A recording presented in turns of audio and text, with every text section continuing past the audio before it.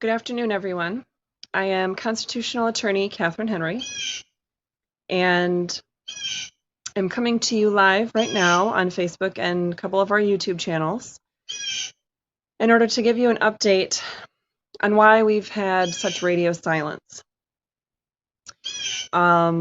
Maybe answer some questions, quite honestly ask for your prayer, and then hopefully to give you hope and encouragement as you have your own struggles that you're dealing with. I do want to remind you that I am sitting outside in Florida right now, and it's intermittent storming here, and well, not intermittent hot. So I am melting at times, and I may have to run inside if the lightning starts or the rain gets going in a different direction here. But the the first thing I'd like to do actually is to take a brief moment to open this video with prayer, which is, I think, something I have maybe never done before. So with that being said, let us begin. Dear Lord, I ask for you to be with all of us right now that are partaking in this video update. I ask that you be with me, that I am able to convey the updates and information to people that would most help them with whatever they need to hear for their struggles right now.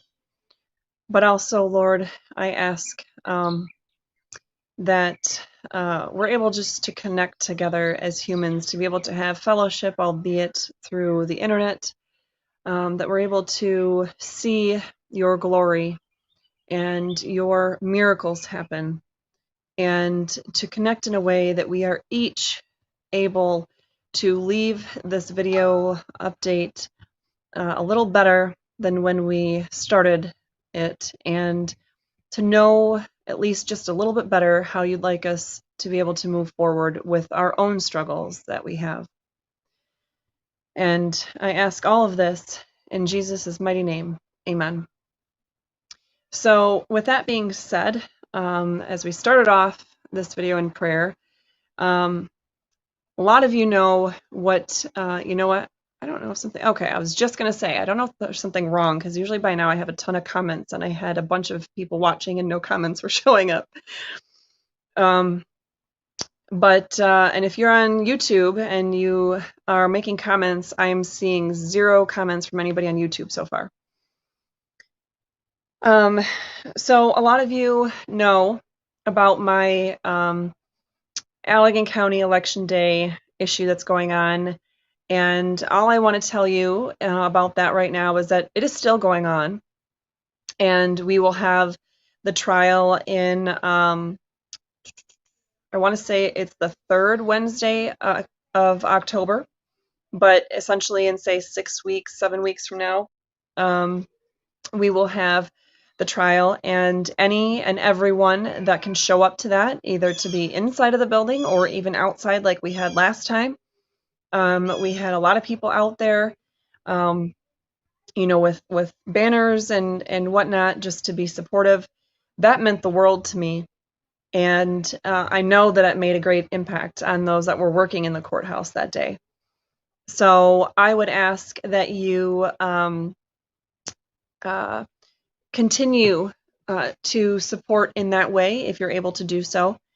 And unfortunately, I have a feeling that I will need to be filing a pretty immediate appeal after that case, because of how so far the court has decided to procedurally control things.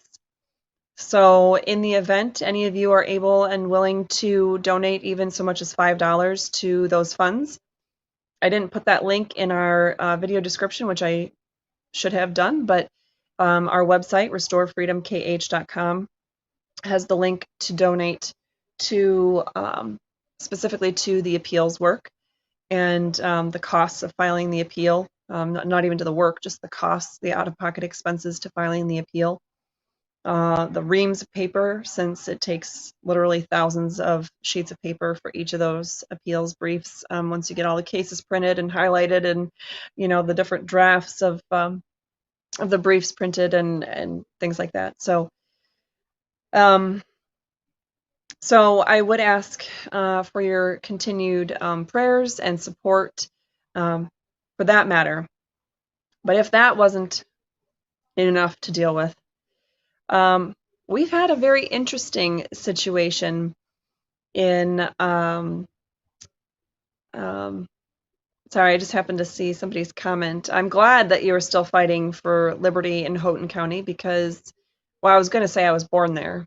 I guess no one's really born there if you're born in a hospital, but I was born in the Hancock Hospital.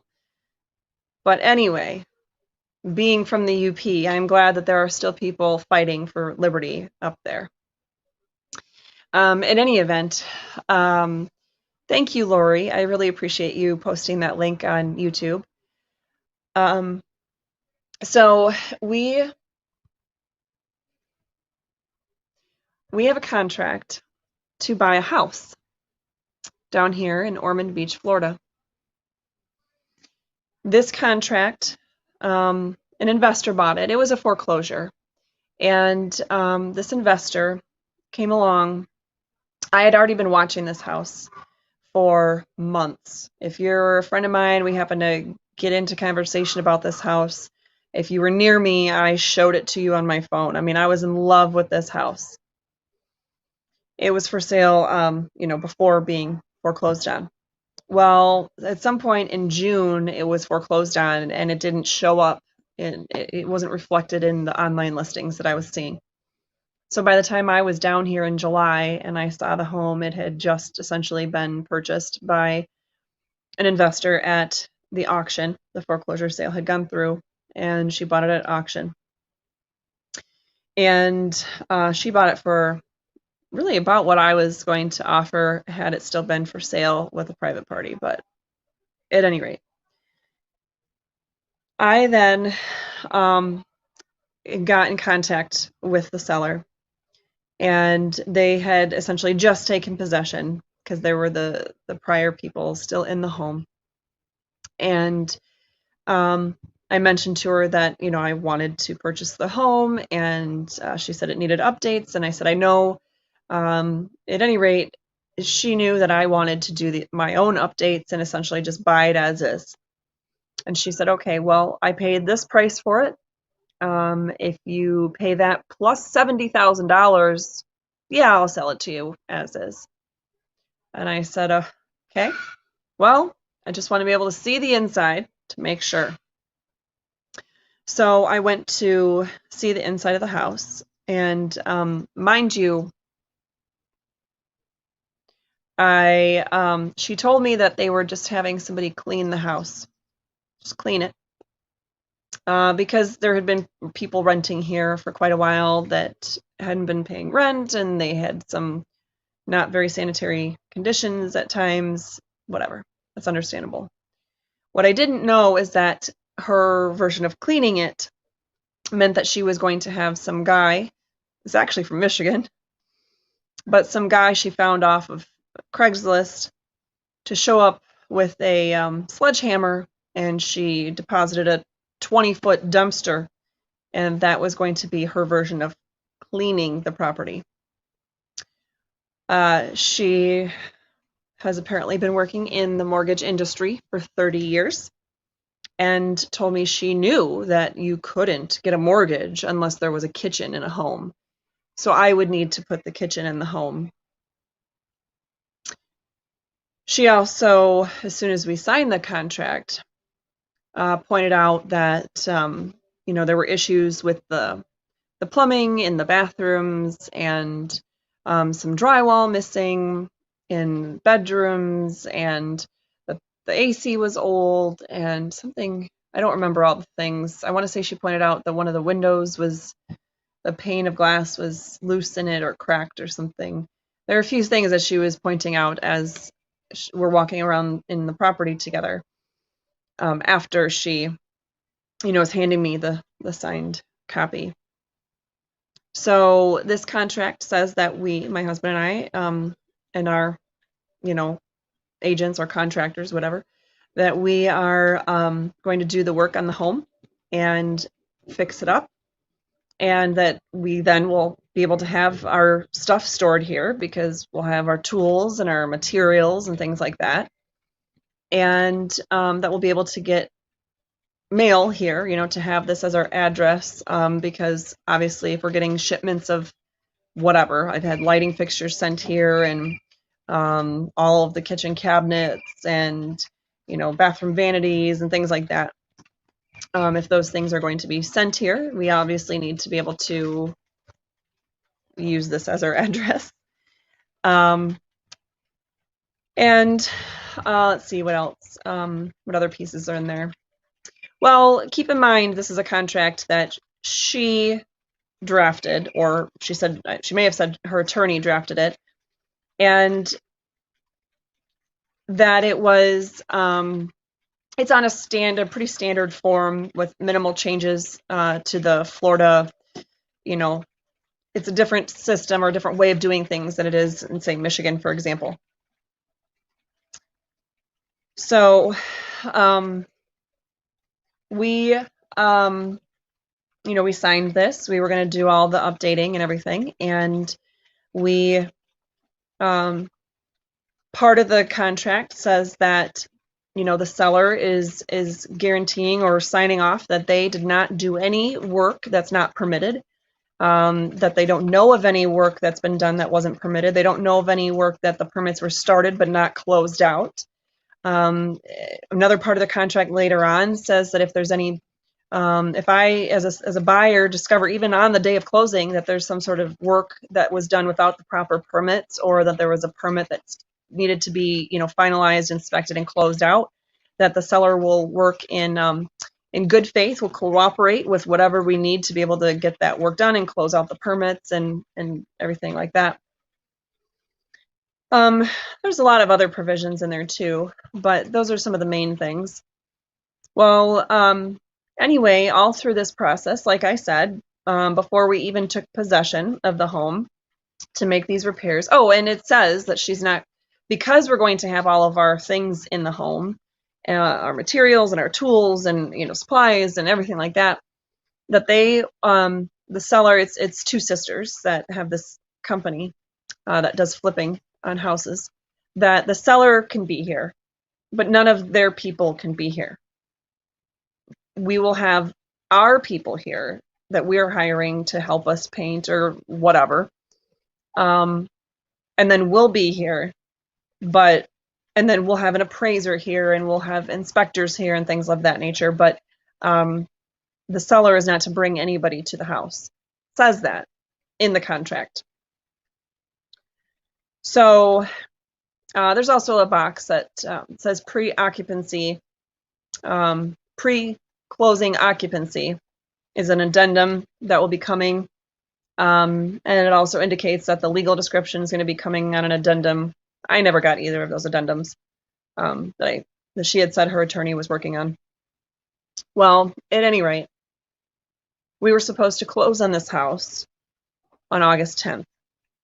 On August 4th, a Wednesday, I found out that there is the city officials come and they say that they've had a complaint that some work is being done without proper permits. And I'm like, well, yeah, I didn't pull the permits because the seller demolished the kitchen and she ripped out, there were chunks of the drywall gone. There was broken plumbing lines. There was old electrical exposed. There's all kinds of stuff that was done to the home that obviously, that level of demo would have required the permits for the whole reno. I mean, when you get a 20-foot dumpster, you probably should be getting the permits for a general renovation. Oh, she had two of those, mind you. When she had the first one taken away, she then got a second dumpster, 20-footer. So I'm like, okay. I said, no, we didn't get the permits. We're doing the work. She's been here. The two of them have been here or calling or texting or emailing to check in on the status. They want to know exactly what the kitchen layout is going to be. And they've been checking about, we've given them the updates and walked them around and showed them what we were doing with different things. and all throughout the project. So he tells me I got to stop working on the house because there's no permits that have ever been pulled, and I got to go to the city and I got to get the permits. He says it'll just be a couple hours. I had a ton of people here that day working. I had people that were helping to start to do whatever needed to be done for mudding and taping and texturing, and then they were going to move on to painting. I had another friend here that was just doing random, general remodeling work. My husband was here. I don't even know what I was working on that day, but we were all working on something. It's been around the clock for us. Yes, I see somebody asking if this is in Florida. This is in Florida. So at any rate, this was Thursday, around say 10:30. I went to the city and found out that in Florida, I can't pull a permit because I could have general contractors pull the permits, but I'm not an owner living here. I'm somebody that is a soon-to-be owner living here. But and then the owners themselves can't just pull the permits because they're flippers. And when you're flipping properties in Florida, you can't pull your own permits. You have to have a general contractor pull the permits. So when they started all this work, the requirement was that they had a general contractor pull all the permits and, essentially at least supervise the work, if not performing all the work. And I didn't know that level of detail. I assumed that they had the permits and that they were allowed to pull the permits themselves. But in any event, they signed that contract that says, that they didn't do anything to the property without the proper permit. So anyway, then I find out, I'm like, okay, we have closing in just, less than a week. I got to put all this together. I got to get the guys working. We have a lot more to do. We can get it done. We work hard. We work fast. But, this isn't our first rodeo, but okay, let's go into fix it mode. How am I going to fix this? And the seller had been, she had a guy that was going to come do things with this door. There's a French door that's, I don't know if you guys saw that, but anyway, it's installed backwards. So if it's storming really bad, it floods into the master bedroom. It's great. I didn't even discover that until the day before. Might have been 2 days before, 2 nights before all this happened. And so the day before, I actually spent a lot of money at Lowe's or Home Depot. I think it was Lowe's, getting all new windows and doors ordered and paid for, which I then had to go pick up the day that we found out all of this was happening. And because there was no contractor doing all the permitting work and inspection work and working with the city, and that was going to have to be us, of course, I'm finding out, what do I need? Well, for your doors and windows, we need all these impact code ratings and all this other, blah, blah, blah. Okay. So I spent 3 hours at Lowe's with the guys. He printed off for all the windows and all the doors what all the information is so that we could put it together in a packet and bring it in for the permit. And a permit that should have already been applied for by the seller. And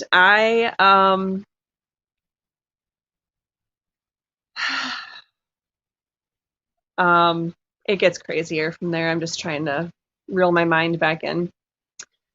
So I'm there at Lowe's, 1% battery.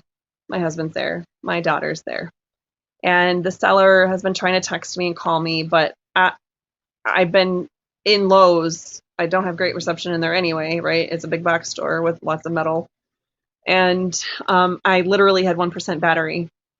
And I see her last text to me is that since I'm not answering the phone, she's going to change the locks. Keeping in mind, we're living at the home. They know we're living here.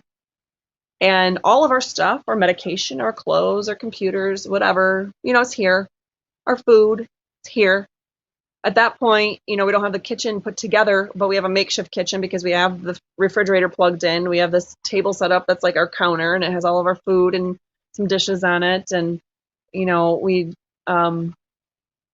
we're using a blow-up air mattress at the time, so that as the place was all dusty with debris and different parts of the project that were happening, we'd roll it up during the day and keep it up high in a closet. And then at night, we would, when the dust was settled, we'd make sure there's a clean spot and lay it out on the floor so we had a place to sleep. And Emma had her bed that was like put up against the wall during the day, and then at night it was put back down, kind of like a Murphy bed. So I try to call, and I'm like, whoa, let's take this down a notch. My phone's dying, and I'm not doing anything wrong. I'm at Lowe's, I'm getting information, and I can call you back, but you can't just change the locks. And the response was, well, yes, I can, Catherine, watch me. And then she hung up on me like a child. So I tried to text her at that point just to say, like, you know what, I'm going to be there as soon as I can. We'll talk about it, whatever. But of course, my phone died because 1% only goes for 1%. So my husband, like, races over here to meet with her while I'm still at Lowe's getting the information that we need for the doors and windows. And she, I don't know, tries to convince him that we need to be gone from the house the next morning because she's going to have this special meeting with the city building inspector and try to say whatever she needs to say to make it better for us, since we didn't get permits. And I'm like, yeah, if there's a meeting about this, I'll be there. So she shows up. My husband was gone. I don't remember where he went with Emma. She shows up, and the city official guy, it wasn't even the building inspector, it was the same guy I had talked to that Thursday. He shows up for a brief period, but he wasn't even in the house at all. And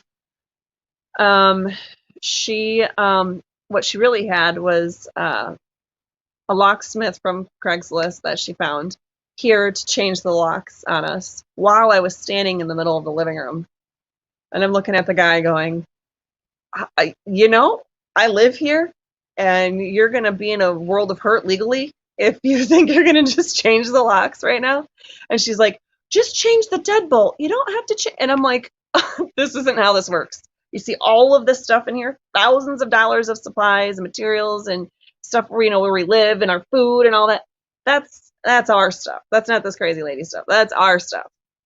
And he's all like, well, you guys are going to have to call the cops because I don't know. She calls the cops, tells them all kinds of interesting, fun stuff. It's a new lie every 5 minutes with them. Of course, I call the cops. And I will say kudos to them because there were 3 initially that responded, and each of them took time to read the contract, at least the provision that said we had the right to have our stuff there and be there and all that stuff. And they'd go, oh, yeah, that's that. And hand it off to the next person. And they got to a point where they said, well, but she's the owner and they don't really know what to do with it. So they're going to have to remove us from the property. And I'm like, what? We're living here and we have a contract and you're just going to remove us? And to that, at this point, only one officer was left because they had another call that 2 of them had to get out to. And he's like, you're living here? Show me that you're living here. Take them to the bathroom and show them that there's water drops on the curtain. We shower here every day. It's still wet. Well, where's your stuff? Well, I keep it in a little tote underneath the sink because it's dirty and nasty in this house right now. Oh, yeah? I said, yeah. And I walk them over to the fridge. Look this is all of our food. This is where this is where we eat. Oh. Well, where do you sleep? Walk them over to the bedroom. Show them where we have the one air mattress and the other mattress and how we store them during the day. Well, where's your clothes? Show them that, the clothes were stored in a closet so they didn't get debris and dust all over them. And he's like, well, this changes everything. Hold on a minute. So he goes and talks to whomever, his supervisor, and then he talks to her, and she got super ticked, I can tell you that, because he said, well, they're living here. We can't just throw them out, and they have a contract that says they could be here. So then she starts threatening and saying to them that she's, going to get the sheriff's department involved because clearly they don't know what they're doing. They're just the police. And totally irrational and not trying to work with us. Mind you, I will say, before she tried to change the locks that day, she wanted to reinvent everything about what we're doing. Oh, and here's the best part. I guess I should say this. Our contract says not only that we're doing the work, but that we get to do all the work necessary so that the appraisal value will be high enough to make the deal worth it, and financing, will make sense, right? So all the subject to stuff on the appraisal, we get to do all of that, whether it's kitchen or whether it's other, because I didn't know what it would be. And throughout the course of having the appraiser come here and just hearing general information from him beforehand about the neighborhood and about comps and how they do things in Florida and on the beach side and all that other fun stuff. We, there ended up being this list of a lot of stuff that's very overwhelming, by the way. But thousands and thousands of dollars of work that we would be doing on the home, not the seller. And so it says we can do all that work, right? So anyway, so yeah, that morning before she's, revealed she was actually there to change the locks on us, she's like, well, we'll have our general contractor come in and he'll get the permits, and then he'll just finish the kitchen, and he'll finish this and that, and he'll put all this stuff together, put the bathrooms together, because the two of the three bathrooms are gutted, and we're going to refinish all these hardwood floors. And I'm like, whoa, no, we're not doing that. We don't have money for that. And we have the vinyl plank flooring. I already showed you earlier this weekend. No, we're not doing that, Catherine. And we're not doing most of that other stuff that was on your list either. And I'm like, well, that little stuff was called stuff that's on the appraisal, stuff that's required literally in the appraisal, written in that the value is only going to be this high if we do that work. Well, no, Catherine, you could just get another appraiser. That's irrelevant. That doesn't matter to me. And I'm like, well, listen, let me just tell you about what the city said, what the building inspector said. Nope, she didn't want to hear that. She literally said, Catherine, I just don't want to hear any of your information. Okay, what about the law? The law says, no, Catherine, I just don't want to hear any of your information. Literally, I don't even get one sentence out when she says that. Okay, well, what about our contract? Our contract says, no, Catherine, none of that matters. Oh, okay. So contracts don't matter. The law doesn't matter. What government officials say doesn't matter. So good to know. All right. So we're just kind of making it up as we go along then. That's when she started, in her condescending tone, telling me that she's trying to work with me, but I'm just being unreasonable. And then she had the locksmith show up literally right after that. So she had already had that scheduled and thought I wouldn't be there. So needless to say, that kind of violates a few parts of the contract. So they knew what we were doing. They had access. We all had access to the key, with the key. Obviously from that point on, when they were literally in the midst of changing the locks, we then immediately afterwards changed the locks because that's not okay. But we, sorry, give me a second here.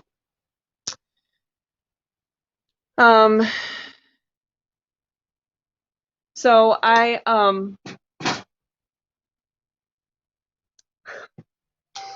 this situation's so crazy, you guys. Sorry, I'm trying to fast forward the boring parts because trust me, it's insane. Your jaw is going to hit the ground. I thought I'd seen a lot, but anyway. So, anyway, so from that point, we're like, no, we're not having them in here. Quite frankly, they shouldn't be in here because the contract says they weren't supposed to have any of their people in here, and they kept talking about how they're going to have their guy come do all the door stuff without having pulled the permit for that. They're going to have their guy come and fix drywall or do whatever it is that they were doing without having the permits for that. They had people off Craigslist that they were having come do the pool, and they didn't have actual contractors come. They had people that were just not general contractors who couldn't pull the permits, doing whatever work that they wanted done. And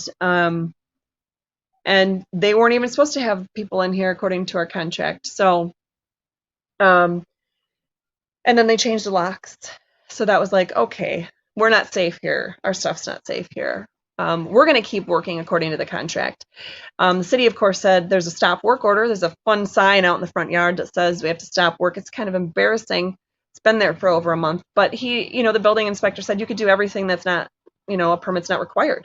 So we're going to keep doing everything we can that's not required. There's a lot to do on this house, so we've been keeping ourselves busy. And you can lay flooring without a permit, and you can paint, and you can, use spackle without a permit, and you could change, toilet seats and whatever, right? You could change your lighting fixtures and faceplates and hardware and, all that kind of stuff does not need a permit. So, of course, what are we doing? All of those things, right? So, meanwhile, the crazy is just abounding. We had the main master bedroom doesn't have air conditioning, and they knew that because it was, I guess added on at some point, or I don't know what the situation is, but it doesn't have air conditioning. And they had taken out, the sellers had taken out the air conditioning unit had been there, so I'm assuming it's because it wasn't working. And it was going to almost cost us just as much to have, a little bit fixed and oh, and by the way, the vents. Every vent in the house is nasty. I mean, like nasty. The people that had been renting here or whomever, somebody in the past had a bunch of dogs that looked like they had been peeing down into the vents, and it is disgusting. The most disgusting thing I think my husband said he has ever seen. So to have people out here just to clean or replace the vents, the way that the house is structured and situated and everything, it was going to cost almost just as much to have somebody out to essentially put new air conditioning in. So that's what we were going to do. And the sellers knew that. They knew that for the, a whole week, at least a whole week prior to it happening. They knew within a couple days of it being, decided that, oh my gosh, now we got to add that expense that we were not expecting. So anyway, what do? Well, Friday, I'm sure I'm missing some really great stuff for your entertainment here, but I can't think of what they did. But Monday they waited until the AC contractors were here, and then they called and told them, mind you, almost $19,000 of work that was being done.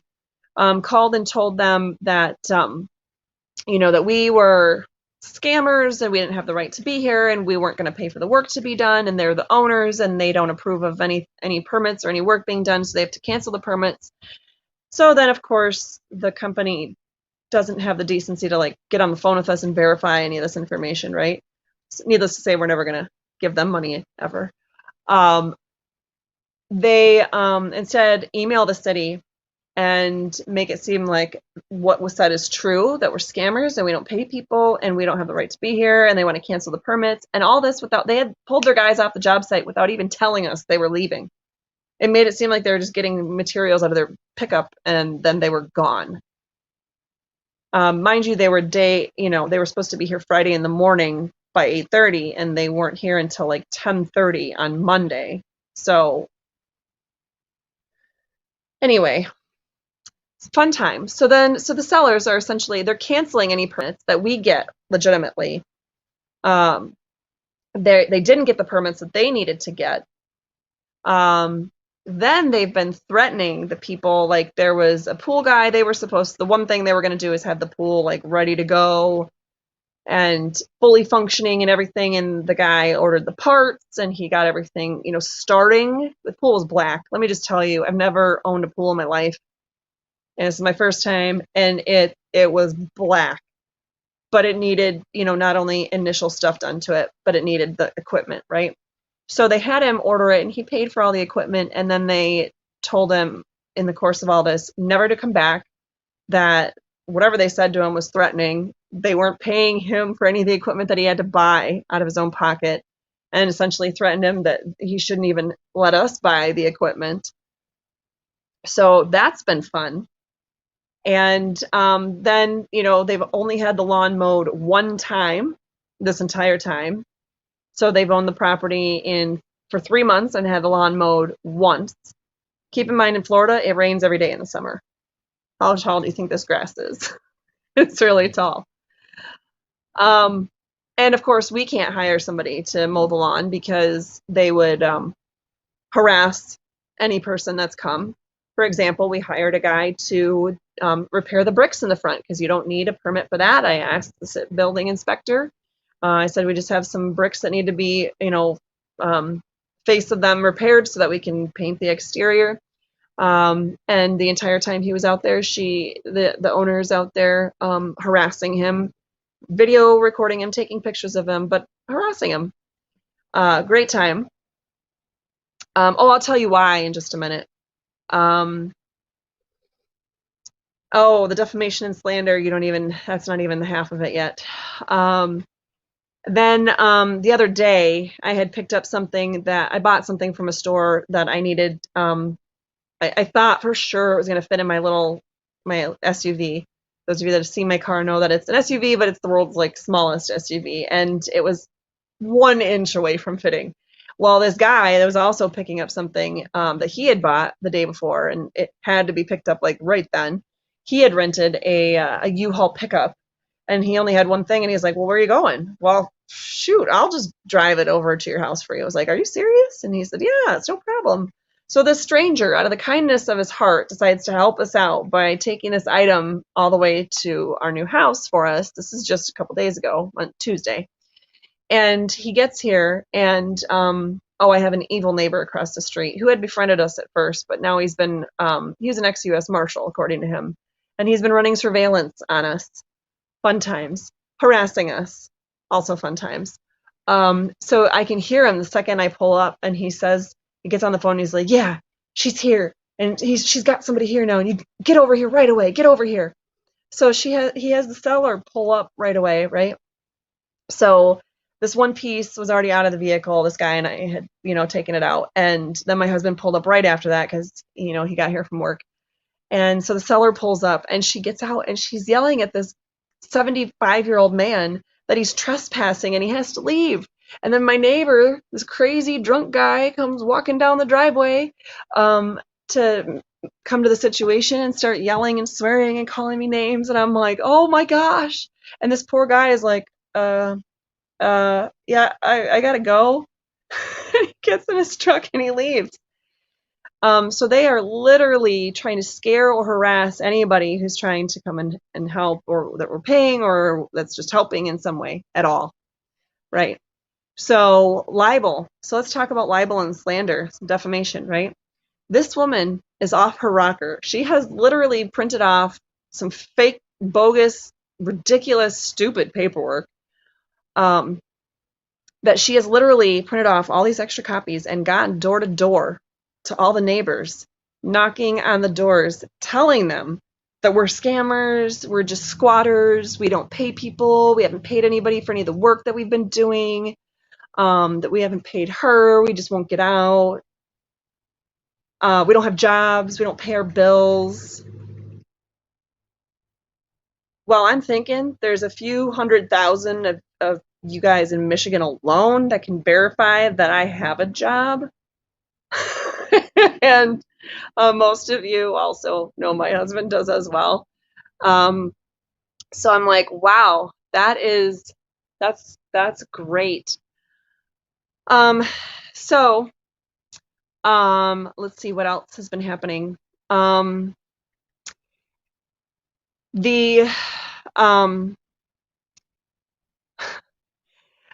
We finally decided to go to a church.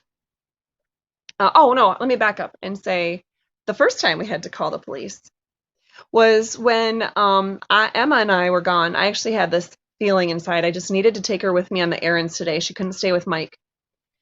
And Emma and I were going out to get materials, remodeling materials, and Mike was here at the house. And all of a sudden, the owner and the drunk neighbor across the street came into the backyard, around to the back door where these really old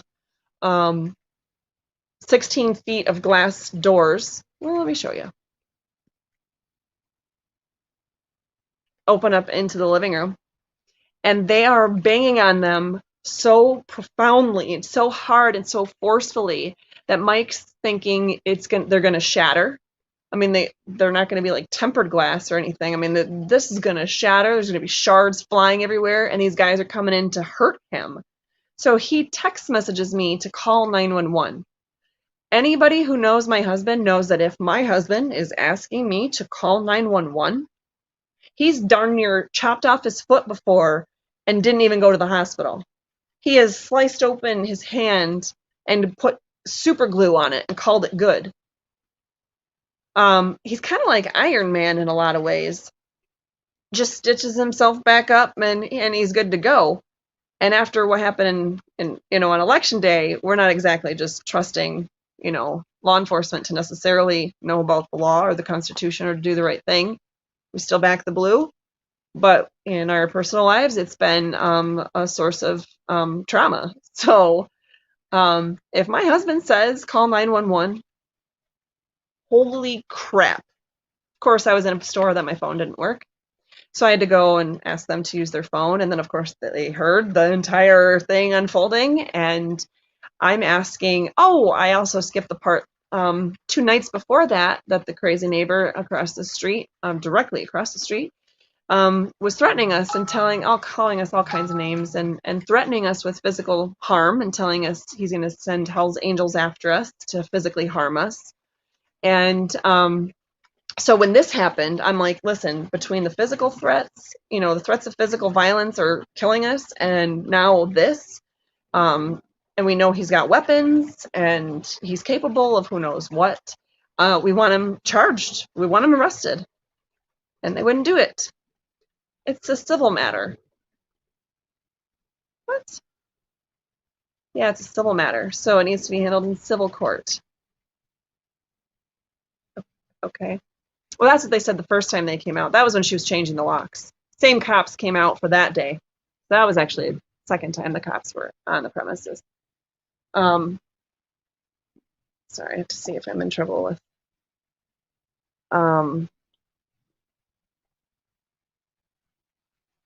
Right.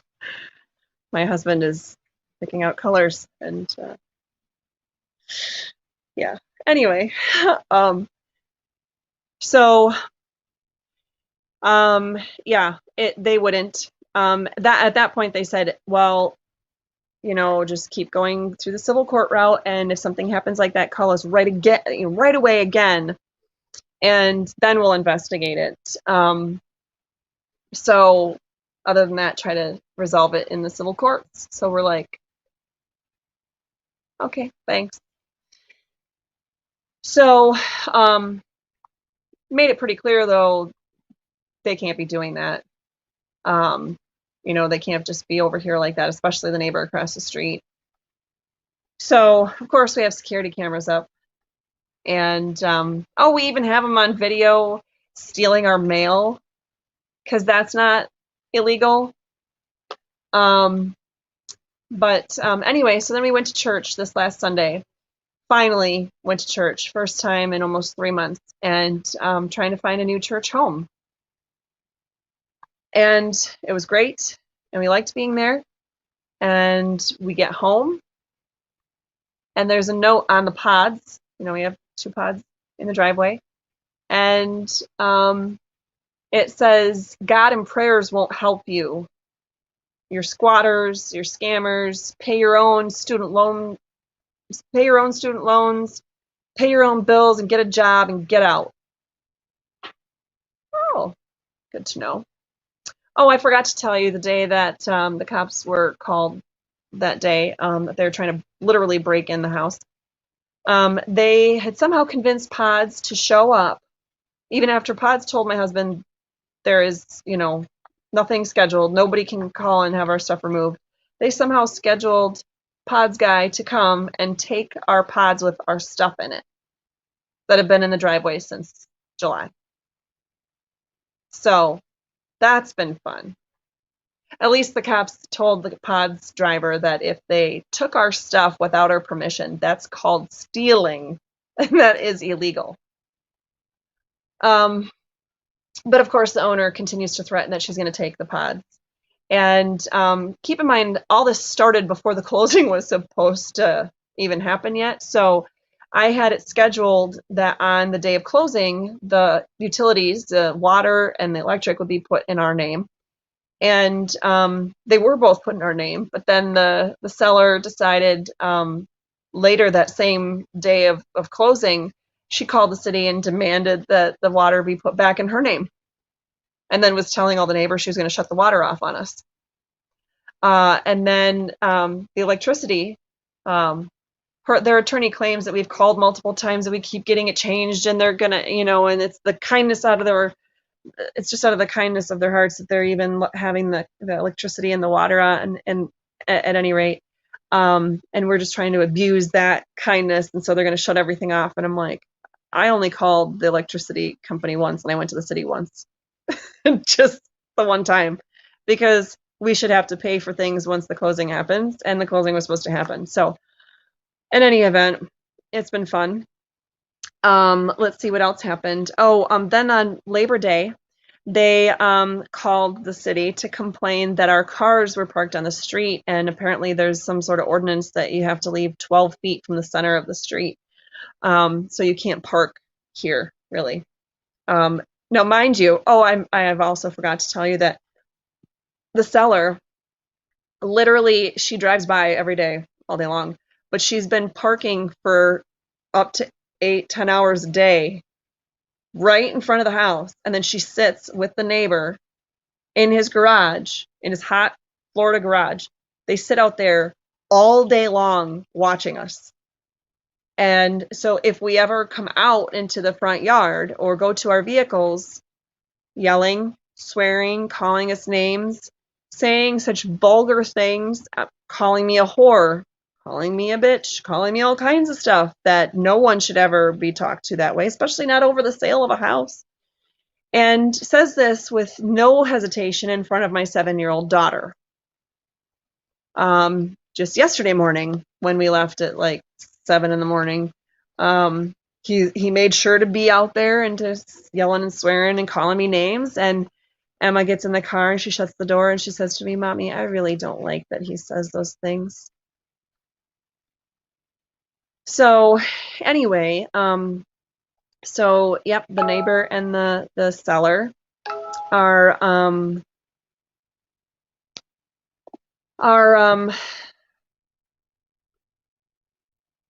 surveilling us every day.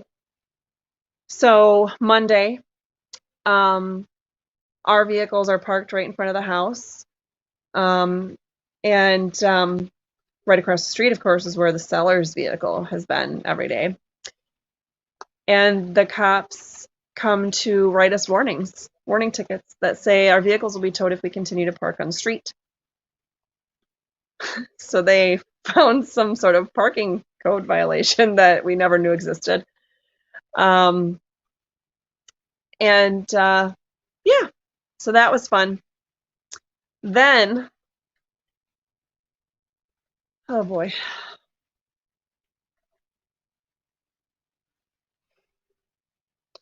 A lot of you know that it's hard for me to trust attorneys because most attorneys that I've ever encountered, either they just don't know, they've never done that kind of law, whatever it is I'm talking about at the time, or they're too busy to care, or they are just used to kind of flying by the seat of their pants and not doing all the work needed, or they're part of a good old boy network and just kind of expect to win based on who they know or the friends they have or whatever. I'm not saying all attorneys out there are like that, but there's a lot of attorneys that give the rest of us a bad name. And it's been hard for me to trust other attorneys, especially since I'm very meticulous and I know what my rights are. And if somebody else is going to fight for me, they should fight at least as hard as I would fight. So I'm not a licensed attorney down here, and I don't know, I haven't cracked the book open on Florida statutes or court rules or any of that stuff down here because my fight is in Michigan. My fight for freedom for Michigan was not supposed to slow down in coming here. It was supposed to get a heck of a lot more ramped up because I was finally going to be out of the clutches of any government officials that do your schoolwork, that were trying to get me on any kind of bogus charge or fight me on whatever, right? Because we know that I'm on some watch lists of people who hate freedom. Just the same as every other conservative freedom fighter that's been fighting for Michigan in the last year and a half or 2 years. At any rate, so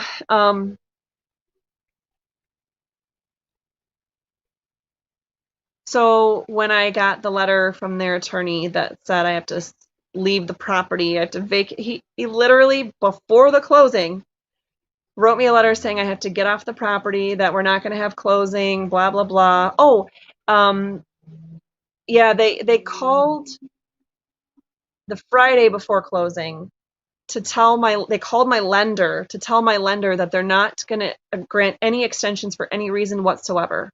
My lender hadn't asked for them. What I didn't know at the time is that the closing office, the title company that they selected, had some sort of breach, and it was part of something that happened like nationwide, and they were in the mix of that, and they weren't able to do any closings for weeks. I don't even know if they're still able to do them now. I assume they finally are now, but they weren't able to do them for weeks. And so even if none of this other stuff had been going on, we wouldn't have been able to do the closing right away. But they were thinking that the contract would just die if the closing didn't happen on the closing date, even if it was nothing to do with me, the reason why we didn't get to close.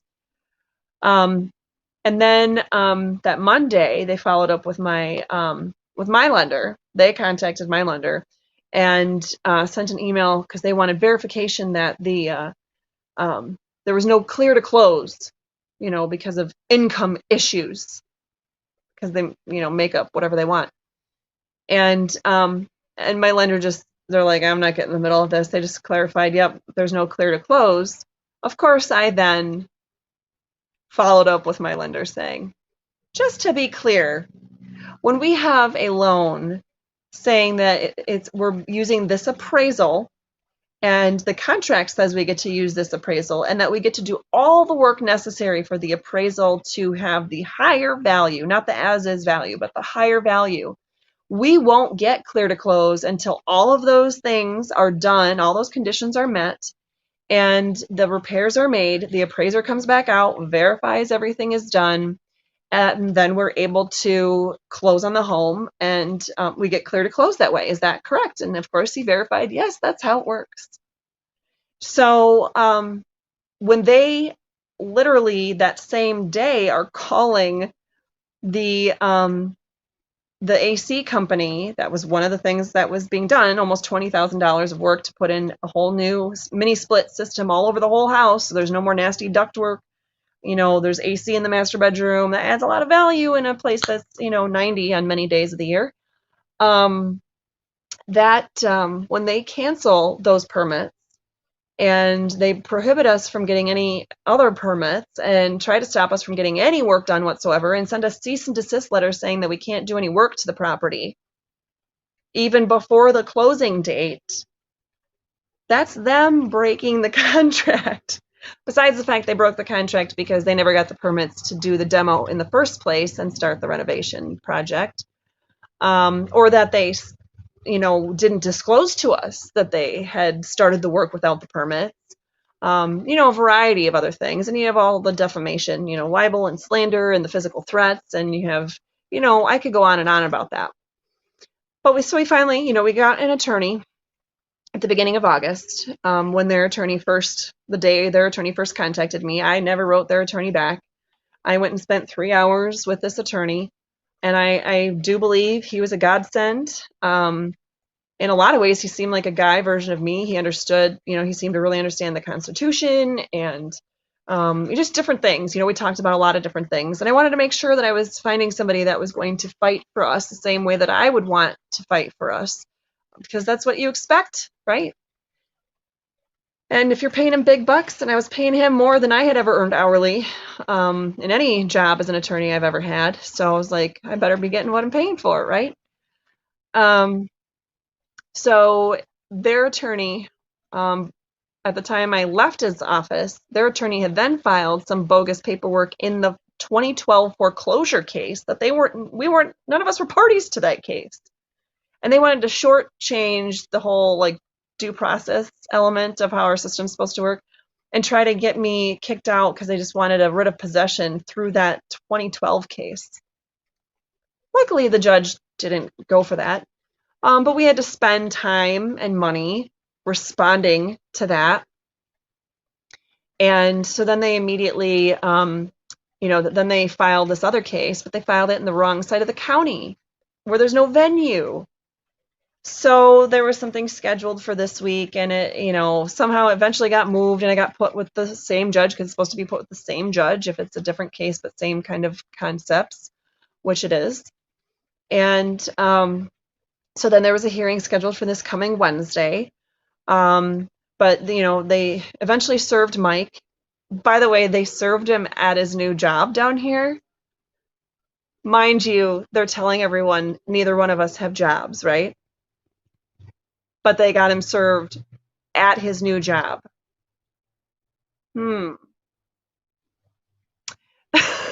So, don't know how that works. But yeah.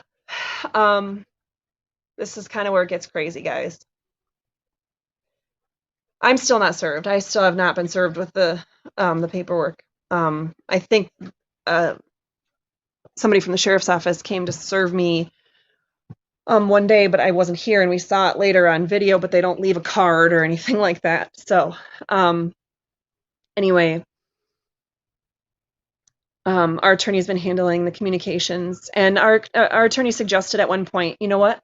Why don't you just get a lender, get somebody that can just lend you the money, that there's no appraisal requirements, there's no like mortgage hassles, like with any mortgage there's something that comes up and it delays things and whatever. We've always had, it seems like, a delay for some reason on any mortgage, but it always goes through. I was like, you know what, fine. It was going to cost us thousands of dollars more, mind you, the thousands we were already paying him and the thousands that we had put into having people do all this work that we could do normally, but we were paying to have the extra manpower to get it done in the timely fashion. So thousands upon thousands, upon tens of thousands of dollars, right? And I said, okay, we'll do it.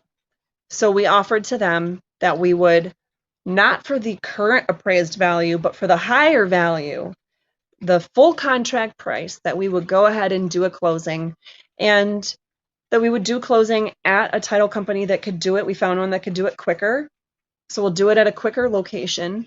We'll pay the full contract price. It'll be like a cash sale to them, and they don't have to do a single thing else to the property. They don't have to worry about it. Everything, it'll just be a done deal. And they said no. No. They leave a for sale sign in the front yard, and my husband said to them about a week later, there's a for sale sign. It says you want to sell it. And she said, yeah, we want to sell it. And he's like, then sell it already. We're trying to buy it. And she literally said, oh, we're going to sell it, just not to you. Oh, I didn't know that's how contracts worked. Okay. So we have purchased. So this attorney then said to us, okay, listen, legally you're correct. Legally, you have every right to, to be there, to have the stuff there, to, to buy the property. But you should think about, cutting your losses. What would it look like if you just bought another property, or if you, sorry, I have a homeschool straggler. Hey, you, sit down. If you, did, just bought another home and took with you what you could out of this home, and went and then try to get, just sue them for your deposit back and everything. And I'm like, that's not going to cut it, because we have hundreds of hours of manpower into this house. We have done electrical and plumbing, and we have bought almost $10,000 of windows and doors. We've bought all new sinks. all new lighting fixtures. I think I'm up to 30 lighting fixtures for this house. We've bought, tubs and showers and vanities and drywall and insulation and, all the electrical stuff that's needed. At this point, we've had to pay for all the chemicals and materials to make sure the pool didn't turn black again since it had already turned green again. That's nasty. And then you get all kinds of funk and bugs and stuff that collect there. Yeah. We have hundreds of dollars just in drywall mud and paint. You should have seen the texture on the walls here. It was the most ridiculous thing we'd ever seen. So we essentially had to sand as much as we could and then retexture the whole wall and then, do your normal sanding and then prime and paint, and it's ridiculous. All new flooring for the entire house. I could go on and on about the money and materials that we have in this house, but it's tens of thousands of dollars. So I don't know if that answers it for you. So for those of you who are wondering why we didn't just leave this house, number one, we have literally everything we own here. It's either physically, our stuff is physically here, which, by the way, we've essentially had to empty the pods into the house or the garage anyway because they're threatening to take the pods at any minute and take our stuff. So we have everything we own here, and we've put any extra bit of money that we've had from the sale of our house in Michigan into fixing this place up. And of course, we have to come up with the money, the down payment for the closing and all that other fun stuff, right? Closing costs. And the blood, sweat, and tears that we have literally put into this place. Literally. I mean, you should see this contusion on my leg. I don't even know if you guys can. It's black and blue. Probably can't. It's literally this blue thing right here. That's fun. I'm not much of a girly girl. I mean, clearly I do my hair all the time. Today is the first day I put on makeup at all, and it's because I was going to do that first video, and I was like, I saw saw myself on the screen and thought I looked albino, and then decided, eek, I should do a little something. So obviously super high maintenance, right? Well, I do shellac because my nails are brittle and they rip on their own. The shellac is completely ripped off on all but this one thumbnail, and almost all these except for the pinky and the thumbnail. I mean, and they just continue to rip and rip and rip back, and it'll like rip my hair out when I go like this and things. It's fun times. I'd love to be on a vacation where I could just get my nails done or sit at the beach or something, but At any rate, we literally have blood, sweat, and tears into this house. My husband is not a spring chicken anymore, and although I still think of him as, the world's sexiest strong man that can do anything and fix anything, his body is hurting a lot more than it did when he did this stuff, when we were younger, in the last house, and the house before that, and the house before that, and the house before that. So, he can't do it anymore. And to think that he did it for him, he said, to think that I did all this work and that it would be going to somebody else, and that I would then have to go to another house that inevitably would need just as much work because housing prices have continued to go up here. We wouldn't be able to afford something that's done. We'd have to go do all this work all over again. And then how would we ever really recover all the tens of thousands of dollars of materials and things that we already have into this house? You can't just go take all this stuff back, and it would take us months to try to round it all up and return it all and find the receipts for this piece or that piece. I mean, that's a nightmare.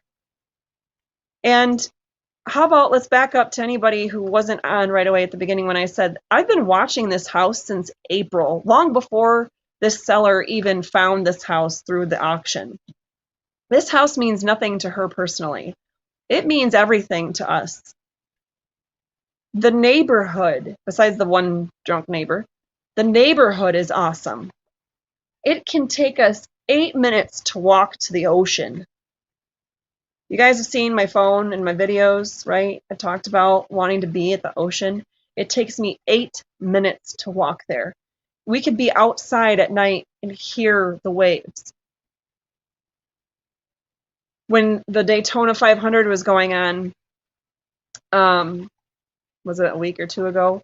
You could hear the race. You could hear when they stopped driving, and sure enough, Mike would look at his phone and see, oh, yep, there's an accident, so they're on caution. I mean, we've worked our butts off our entire lives, and we finally have a place that we feel like this could be where we could be at peace. We're never going to get a vacation again. We haven't had one since a year before COVID started. We haven't even as a family gotten to go to the beach that's only 8 minutes away because of everything that's been going on. Not even one day, not even 1 hour where the three of us can go to the beach. So we at least want to be where we can enjoy it and be outside, and we eat all of our meals out here. Well, that might be because it's a construction zone in there and we don't have a kitchen table right now. But we love the weather. My arthritis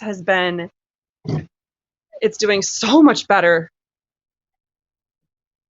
And anyway, hopefully that tells you why.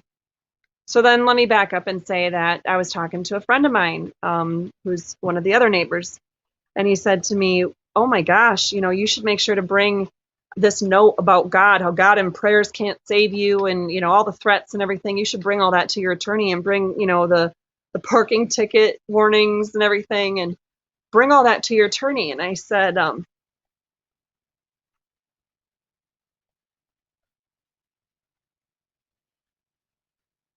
was going to,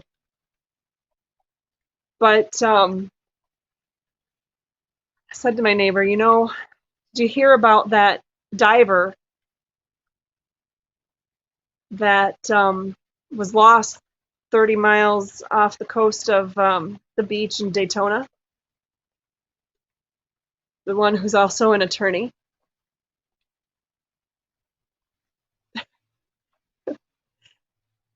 That's our attorney.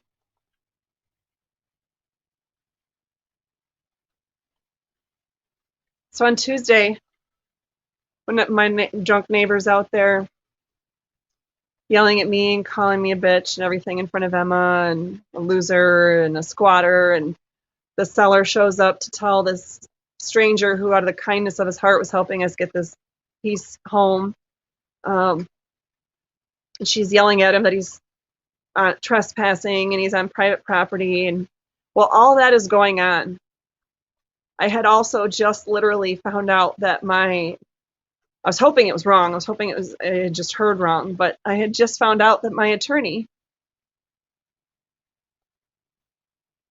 had died in a diving accident. And he's somewhere around my age or Mike's age. It's not like he's older.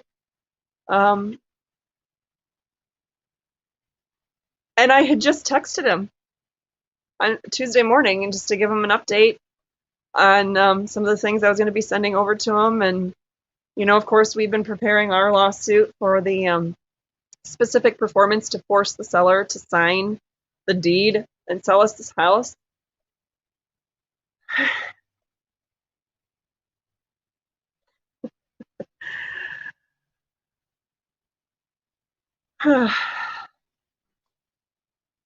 The one attorney that I hired to just handle something full on for us is dead. Like,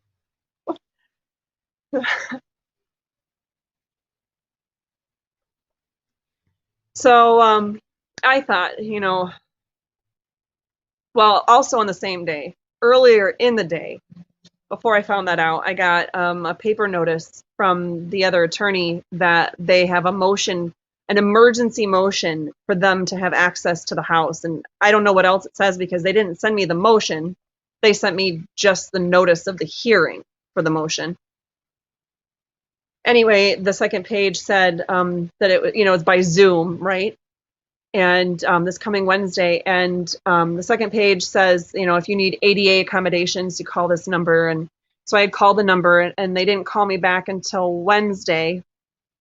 And then they said, well, you know, it sounds like you just need to call the court directly, the judge and their assistant directly, and talk to them because you're just going to need an in-person hearing. We don't have anything that could help with that anyway. And I said, oh, okay.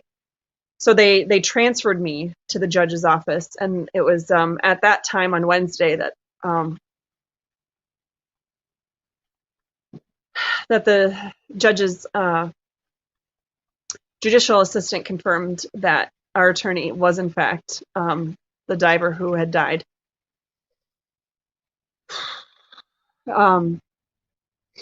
And they weren't sure. She was canceling a lot of her hearings, and because she knows this attorney, it was really hard for them to go through this loss. And anyway, they would let me know by today if they were still having that hearing or how that would work, and about the ADA accommodations and everything. And I got a call back.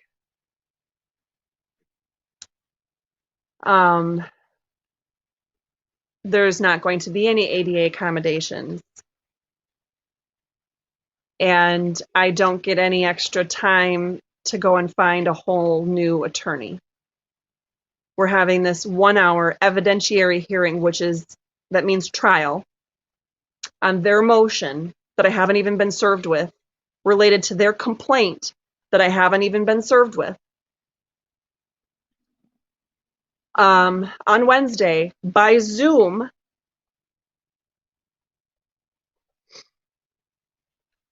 when my attorney has just died less than a week before the hearing.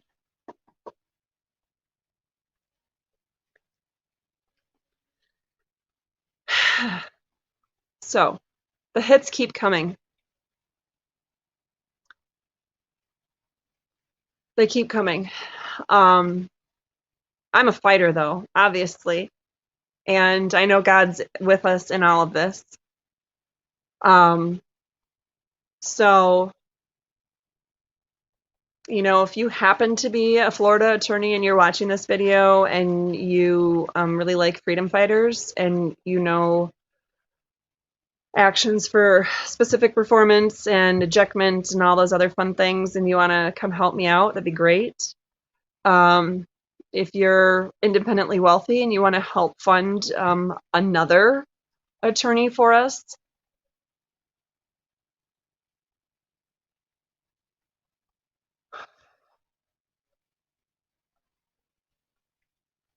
you're in the area and you just want to come over and sit outside of our house and pray over our house and pray over our neighbors and our neighborhood every single day, that'd be awesome.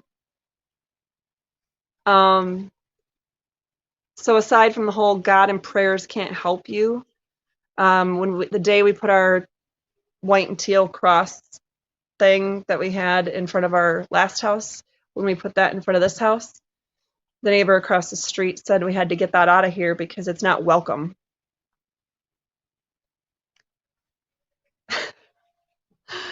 One of the big reasons why I researched and picked this particular city was because of the conservative values that they have here. So how did I find the one crazy whack job who, oh, by the way, also told me that the day that they were yelling at the stranger who came to help us with that one thing, he said that the neighbor, and the seller, they knew exactly where we were every day because they had put tracking devices on our vehicles and they'd been tracking our every move and knew exactly where we were at every second of the day so they can get to us whenever they want to. Yeah, it's fun times. So let me see if wow, I got lots of comments.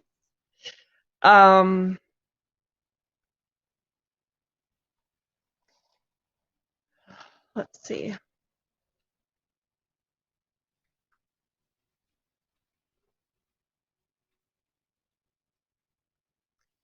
I'm just looking to see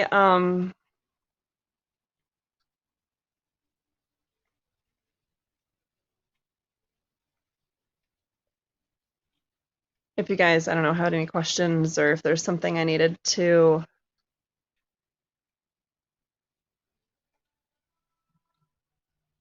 I would definitely take a security guard. Absolutely. If you're still watching, free me from YouTube. Um, especially one for no charge, because right now we don't have the. Um,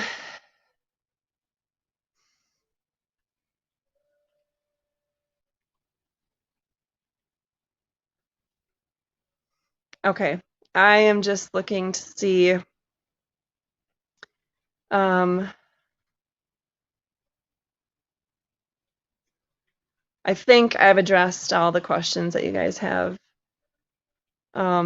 so far. Um, oh, oh,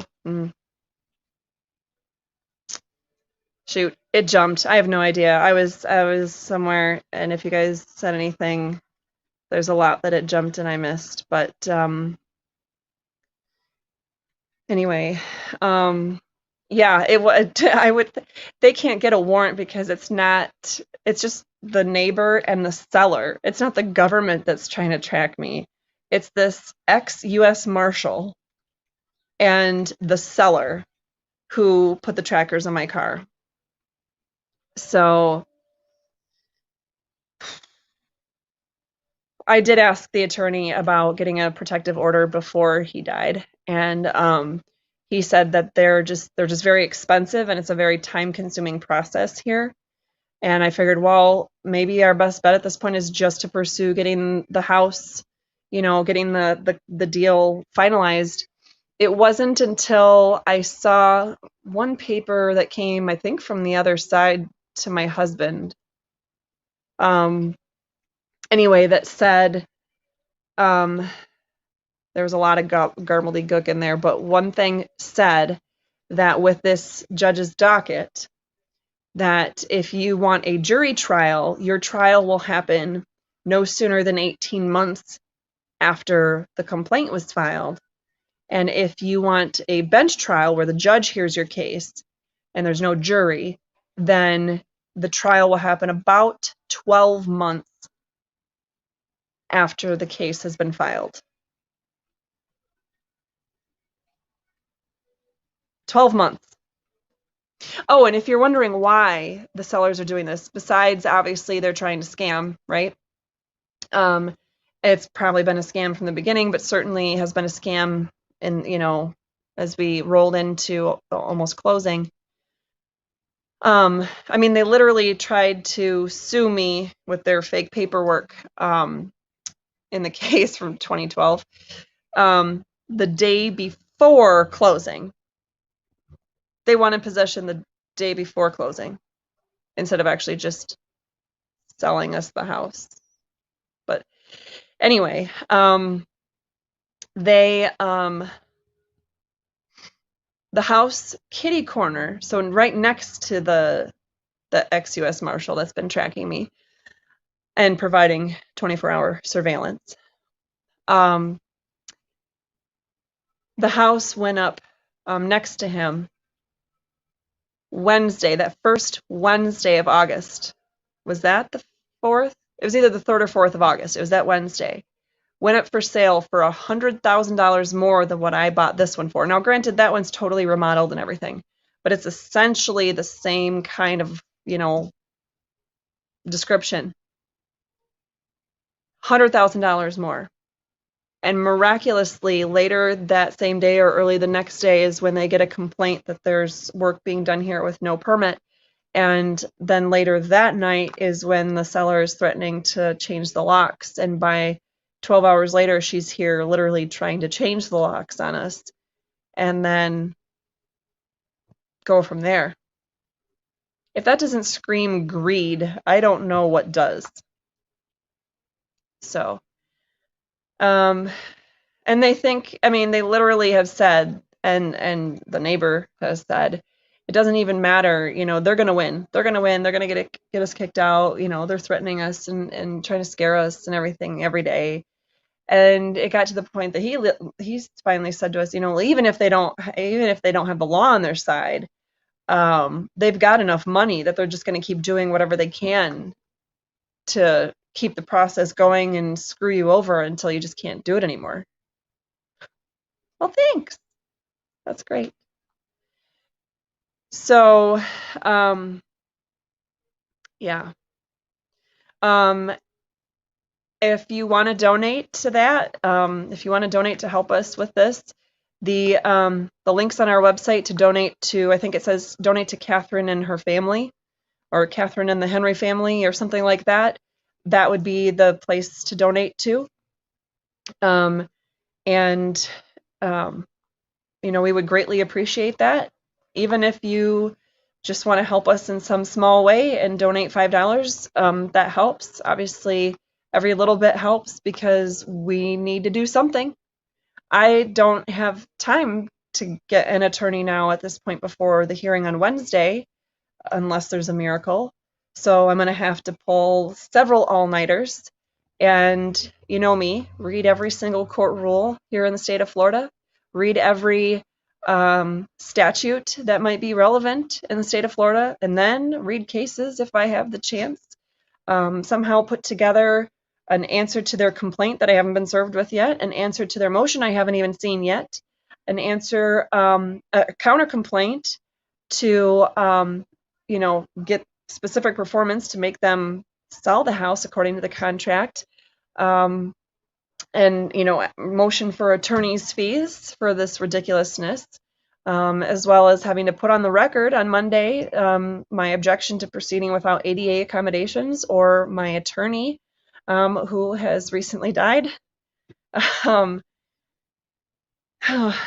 And of course, to ask that they have to stop harassing us, that they have to let us get the permitted work done, and have people here doing the work with us and for us, if that's what we choose to do, to pay people, or if we have friends or family that show up to help us. So that's where we're at. What I do want to tell you, though, is I want to give you hope that, first of all, if anybody should lose hope at this point, going through everything that I've been through in the last, well, really decade, but even if we just look at since the start of COVID, and all that I've been doing and all that I've lost, and what I've been up against. I've taken on the governor and the attorney general and, an entire county and 5 prosecutors and 3 deputies and a sheriff and 2 trial court judges. And then this. To have my very home and office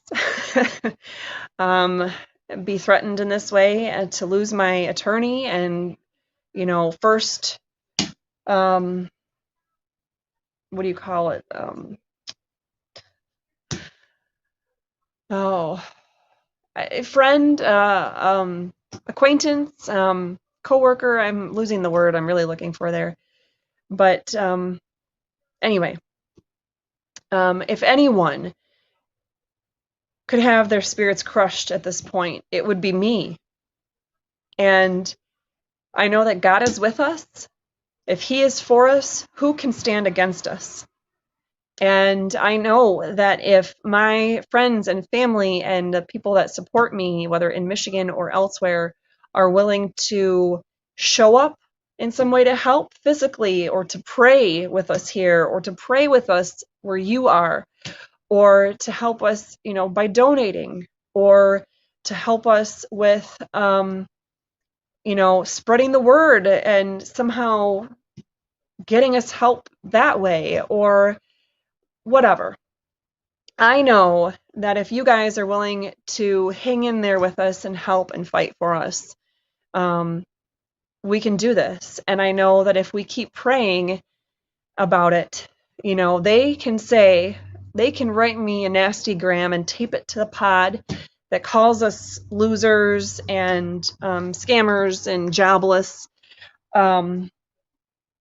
They can write me a note or write us a note that says God and prayers won't help us.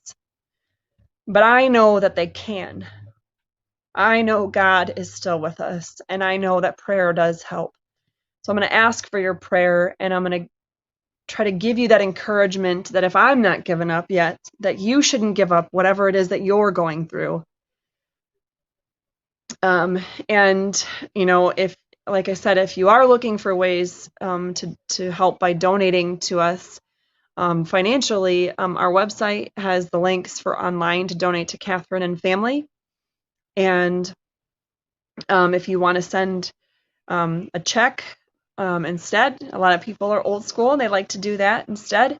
By all means, please do that. Our mailing address is on there, but it's also P.O. Box 333 in Ormond Beach, Florida.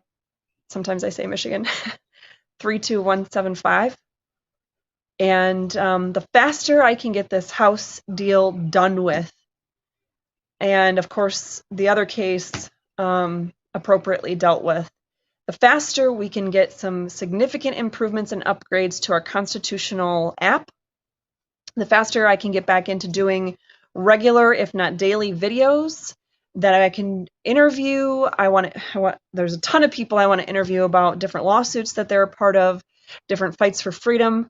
The more I can connect people with different things and give you guys advice on what to do and how to do it, and really start connecting with people all over, so that this fight for freedom doesn't fizzle out for lack of leadership, that this fight for freedom can continue to forge ahead no matter what. That's my goal. That's what I have on my agenda. So if you're willing to help with my agenda, help me with these two situations now so that we can continue to move forward and get those things done. And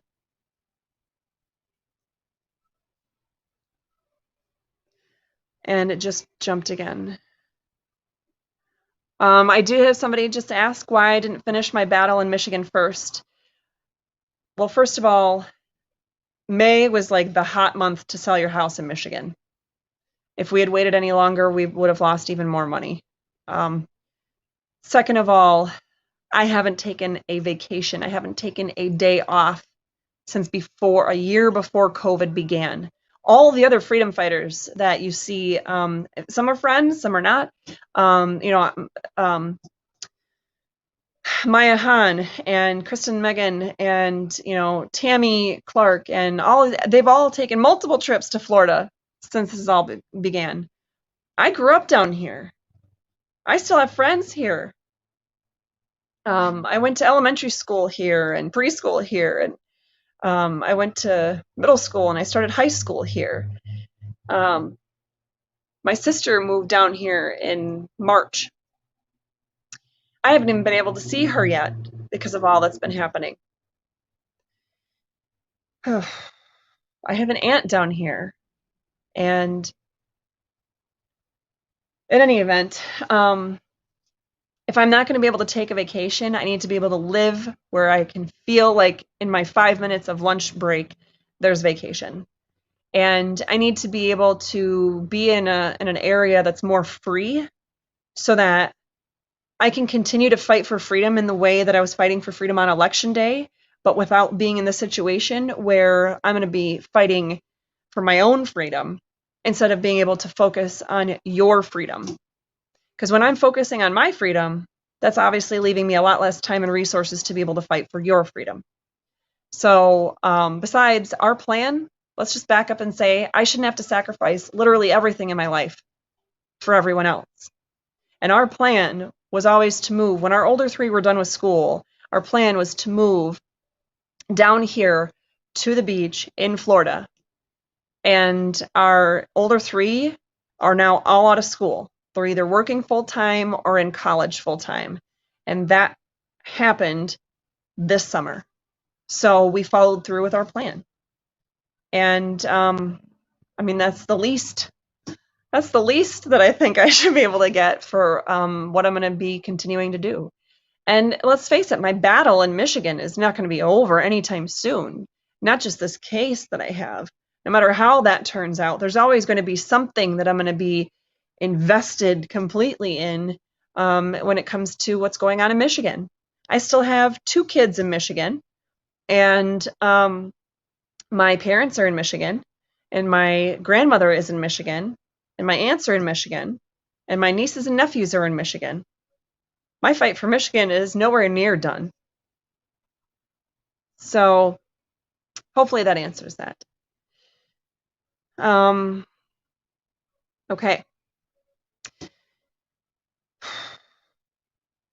So with that being said, hopefully now you've had enough of me that you'll understand that if I don't get a chance to come on and do a video soon, that I'm not paying attention. I am fighting for freedom every day. Hopefully I get to be a little bit more public about my fight for your freedom, because I've had a lot of behind the scenes stuff that I'm working on, and that gets old.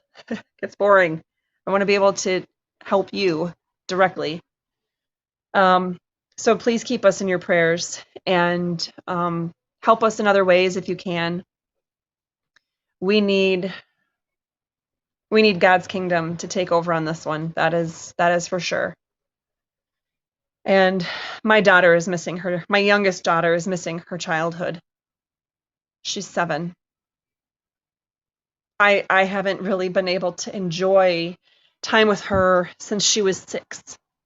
And I don't want her to be 8 before we are legally owners of this house and the case with that is done. And I'd ask that you guys also pray for my attorney who passed away before his time, and for his family and friends and colleagues. And for our situation, pray that I have the stamina and the wherewithal to go through the court rules, the statutes, the cases, to write all the legal documents, prepare all the stuff, and to have everything, to know how to file. I don't even know how their stupid filing system works down here to get stuff filed in their courts. And I'm not going to lie, I wasn't like BFFs with this attorney, but one of the bridges that gets me back over to the mainland, if I take that bridge to the south of us, which if I need to do anything in Daytona or towards Orlando or whatever, that's the way it wants me to go, I have to drive right past. I have to drive right past the attorney's office. And that's hard. So, at any rate, I appreciate all of you that have been with us from the beginning. I appreciate all of you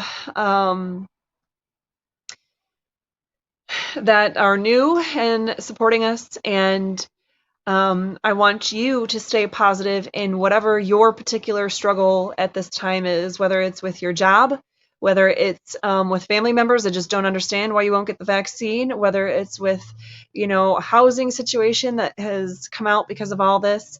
Whatever it is, stay strong and know that you have rights and you are valued and you are not alone. And don't forget that if you want to hear a little bit more of a fight about the Constitution and our rights and Joe Biden's unconstitutional mandates, I will be on Fox 2 Detroit Sunday, 2 days from now, Sunday morning, somewhere around 8:30ish, for the Let It Rip segment of the show. And I will be battling it out, I'm told, against the strongest Biden supporter attorney that they can find. So tune in for that. And in the meantime, please please hang in there and stick with us in our fight to hang in there. All right, thanks everyone. I hope you have a wonderful, wonderful weekend and a fabulous Friday night.